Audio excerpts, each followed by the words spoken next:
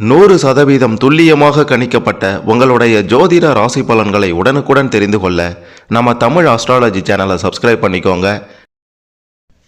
மேஷம் ராசியில் பிறந்த உங்களுக்கு 15/6/2026 திங்கட்கிழமைக்குள்ளார உங்களுடைய கிரக நிலை, கிரக மாற்றம், சனி பகவான், குரு பகவானின் நிலையை பொறுத்து, ராகு கேது பகவான்களின் மாற்றத்தை பொறுத்து என்ன நடக்கப் போகின்றது, எதை செய்யணும் செய்யக்கூடாது அப்படின்றத பற்றி தெளிவாக பார்க்க போகிறோம். அதுக்கு முன்னாடி நீங்கள் எந்த மாதத்தில் பிறந்தீங்கன்னு கமெண்ட்டில் சொல்லுங்கள். மறக்காமல் இந்த வீடியோவை லைக் பண்ணிக்கோங்க. சரி, வாங்க வீடியோக்குள்ளார போகலாம். முதல்ல உங்களுடைய கிரக நிலைகளை பற்றி பார்க்கலாம்.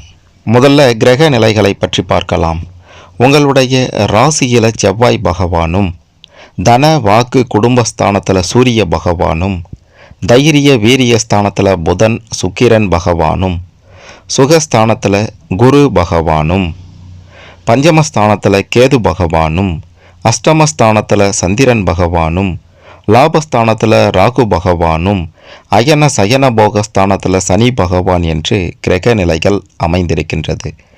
இதனால் என்ன நடக்கும் அப்படின்ட்டு கேட்டிங்கன்னா, யாராலும் அசைக்க முடியாத ஒரு நிலையை எட்டப் போகின்றீர்கள்.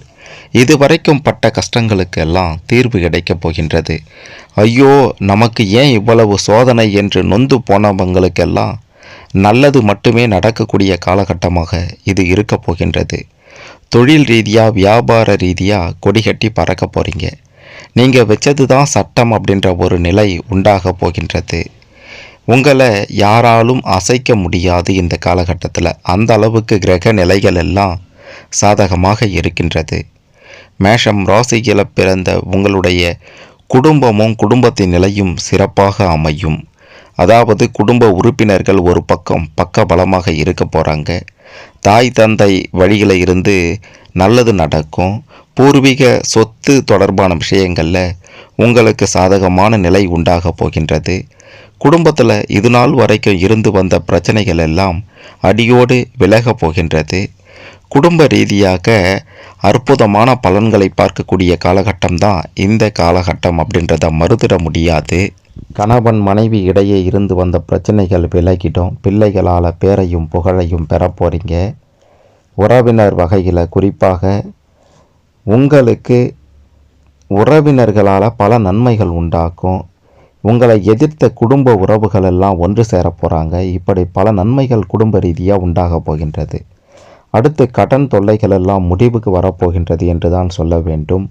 கடன் பிரச்சனைகளுக்கு நல்ல தீர்வும் கிடைக்கப் போகின்றது. கடனை அடைப்பதற்கான வாய்ப்பும் உங்களை தேடி வரப்போகின்றது.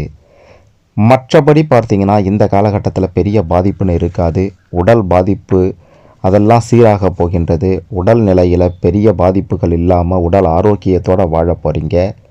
இப்படியாக தொழில் ரீதியாக, குடும்ப ரீதியாக, வியாபார ரீதியாக அனைத்துமே சிறப்பாக இருந்தாலும் நீங்கள் பெண்கள் விஷயத்தில் மட்டும் கொஞ்சம் கவனமாக இருக்கணும். பேச்சும் செயலும் கண்ணியமாக இருக்க வேண்டும். இல்லைன்னா பிரச்சனைகளில் நிச்சயம் சிக்கிக்கொள்ள நேரிடும்.